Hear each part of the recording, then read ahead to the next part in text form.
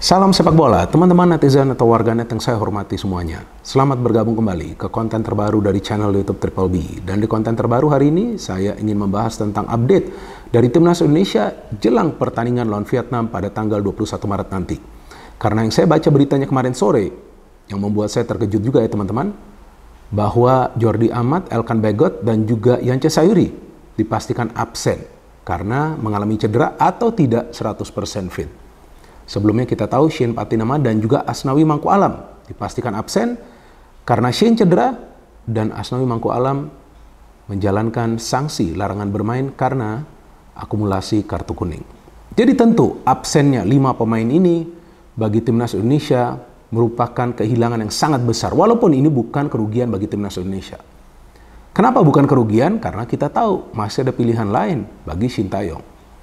Tapi tentu dengan absennya Jordi Amat yang merupakan pemain senior, ini yang dikhawatirkan bisa berpengaruh pada koordinasi di lini pertahanan Timnas Indonesia. Walaupun faktanya kita tahu bahwa Jordi Amat dalam beberapa pertandingan terakhir sering membuat kesalahan. Tapi tetap saja dia adalah sosok senior yang diperlukan Timnas Indonesia, apalagi di pertandingan yang wajib dimenangkan Timnas Indonesia, khususnya pada tanggal 21 Maret nanti. Karena kita bermain di tanah air, dan memang Timnas Indonesia belum bisa meraih kemenangan di babak penyisian kualifikasi untuk Piala Dunia tahun 2026. Jadi walaupun 5 pemain ini absen, tapi tentu Sintayong punya pilihan-pilihan lainnya. Seperti Rizky Ridho, Sandy Walsh, Wahyu Prasetyo, Pratama Arhan, Nathan Choaon, J. Idses, dan juga Edo Febriansyah.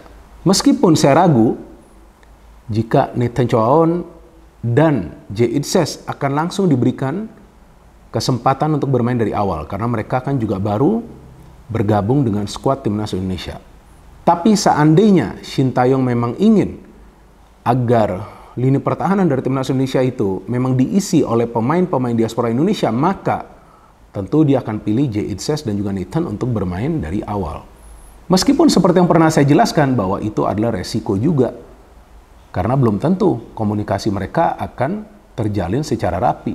Kan mereka baru pertama kali akan membela Timnas Indonesia. Tapi bisa juga resiko ini perlu diambil oleh Sintayong, mengingat Vietnam punya kecepatan dalam membangun counter attack. Kenapa berkali-kali saya mengatakan ini? Karena teman-teman harus paham bahwa Vietnam akan datang ke Indonesia dengan satu tujuan, menggagalkan Indonesia meraih kemenangan. Itu tujuan utama mereka. Jadi jika mereka gak bisa menang, minimal mereka ingin mendapatkan 1 poin. Jadi target mereka tuh memang udah seperti itu, karena mereka juga paham gak gampang mau menang di kandang Indonesia kan.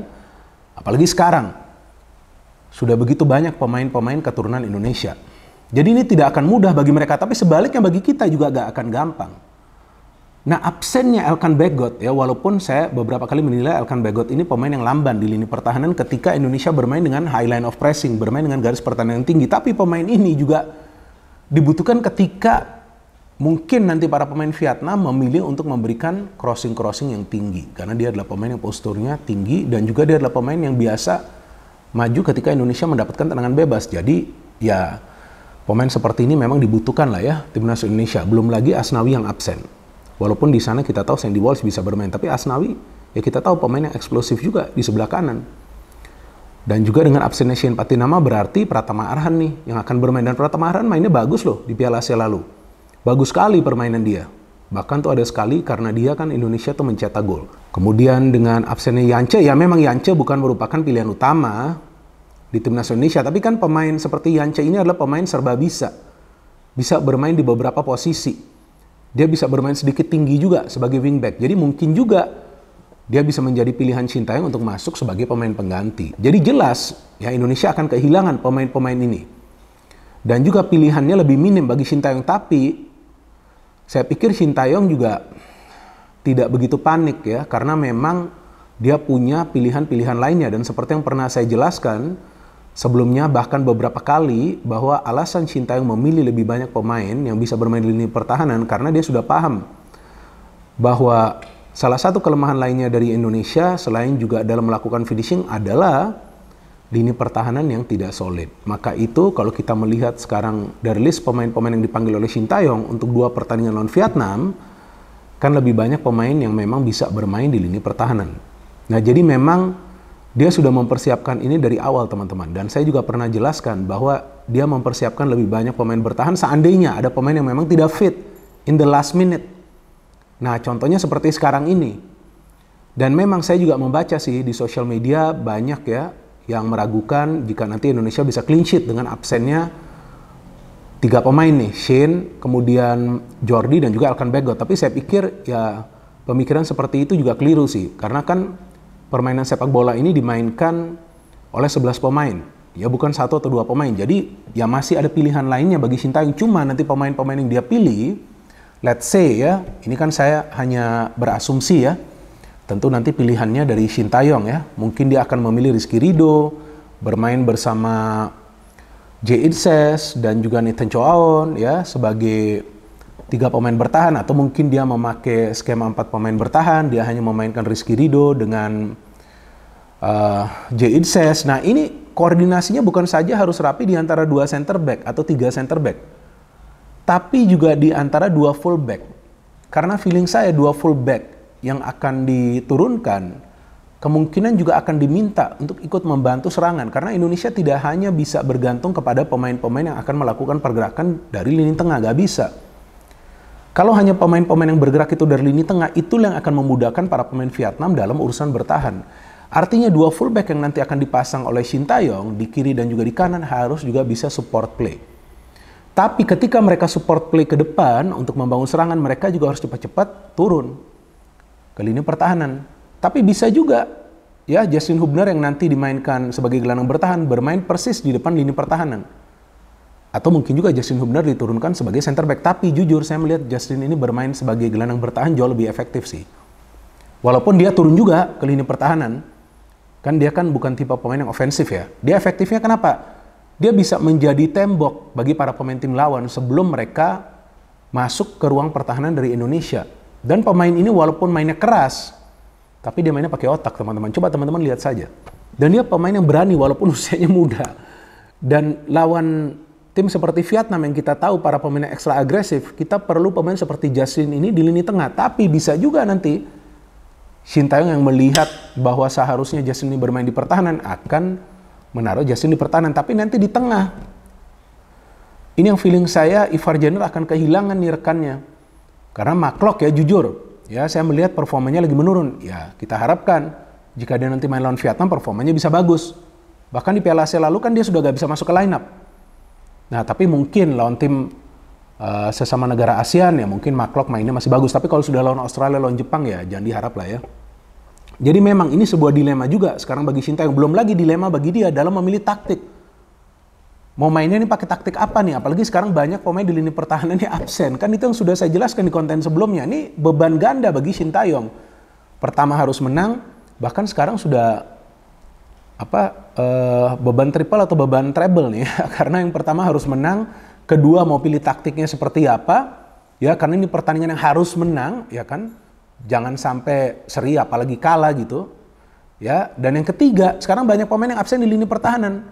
Opsinya ada, tapi ada 2 pemain baru juga. Nah, apakah 2 pemain baru ini bisa langsung nyetel? Kan belum tentu juga. Dan saya juga memberikan analisa ini bukan untuk menakuti kalian, ya. Kadang-kadang nih kalian juga memang gak berpikir secara logis, tiba-tiba akan mengatakan, waduh Bung Binder menakuti kita. Jangan dong, enggak. Ini fakta. Bahwa tidak akan mudah juga bagi para pemain dari Indonesia untuk bertahan dengan absennya begitu banyak pemain sekarang di lini pertahanan. Nah jadi yang paling penting sekarang bagi para pemain Indonesia adalah bagaimana mereka bisa menahan para pemain Vietnam mulai di lini tengah. Ini mid press-nya ini harus kuat.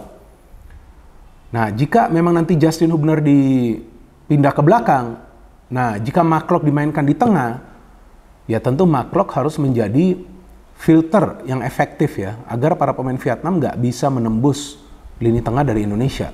Tapi saya melihat juga Ivar Jenner pemain yang bagus sih, dia kan holding midfielder ya. Walaupun dia akan fokus untuk membagi bola, tapi dia bukan tipe pemain yang box to box yang akan masuk ke kotak penalti tim lawan, tapi dia hanya akan ikut membantu serangan, kemudian dia akan kembali ke lini tengah untuk menutup ruang. Jadi ya saya pikir sekarang yang penting bagaimana para pemain Indonesia bisa bermain kolektif dengan keterbatasan yang ada di lini pertahanan. Dan kita tahu teman-teman bahwa salah satu kelemahan dari Indonesia itu memang berada di lini pertahanan. Bahkan di Piala Asia lalu kan banyak kemasukan gol. Di first match lawan Irak kemasukan banyak gol. Di second match lawan Filipina aja kebobolan. Dan juga jangan lupa Hernando Ari juga tidak bisa bermain. Nah ini tentu pilihannya nanti akan jatuh ke Nadio ya. Kemungkinan besar ya. Itu kan asumsi saya ya. Nah Nadio pun harus bagus. Jangan sampai nanti shot pertama langsung bobol, ya kan? Harus benar-benar bagus. Jadi penjaga gawang pun formnya harus bagus ketika lini pertahanannya tidak solid. Jadi ketika sudah ditembus, ya harus bisa melakukan save, kecuali lini pertahanan dari sebuah tim itu bobrok ya, istilahnya ya. Artinya lini pertahanan dari sebuah tim itu memang nggak solid, diserang terus-menerus, ya kiper tentu tidak akan berdaya. Tapi kalau hanya serangannya sesekali dari para pemain tim lawan, karena timnas Indonesia bermain solid, jangan sampai penjaga gawang juga dari peluang pertama dari pemain tim lawan itu langsung jebol gawangnya. Itu juga yang dikhawatirkan bisa mengganggu mental dari para pemain timnas Indonesia. So teman-teman, kita tunggu saja nanti persiapannya seperti apa. Dan kita harapkan jangan sampai ada berita lagi tentang pemain dari timnas Indonesia yang dinyatakan tidak fit. Karena seperti yang berkali-kali saya jelaskan dan tegaskan bahwa Indonesia perlu fully fit tim lawan Vietnam. Karena 2 pertandingan lawan Vietnam, pertama pada tanggal 21 Maret dan kedua pada tanggal 26 Maret, wajib dimenangkan Indonesia. Mungkin teman-teman akan mengatakan, enggak lah, di Vietnam draw saja. Jangan. Kenapa targetnya draw? Targetnya harus menang. Untuk apa? Supaya satu kaki kita itu sudah berada di round ketiga. Kalau kita imbang, apalagi seri lawan Vietnam, tidak ada jaminan juga kita akan bisa menang lawan Irak. Betul kan? Tapi kalau timnas kita sudah menang home and away lawan Vietnam, tentu nanti lawan Irak bebannya semakin ringan bagi para pemain timnas Indonesia. Jadi saya nanti akan memberikan update lagi jika ada perkembangan berita lainnya. Tapi nanti H-1 atau pada saat hari H saya akan memberikan preview dari pertandingan timnas Indonesia versus Vietnam yang akan dimainkan pada tanggal 21 Maret mulai pukul 20.30 waktu Indonesia Barat. No hate, no politics, only football. Salam sepak bola.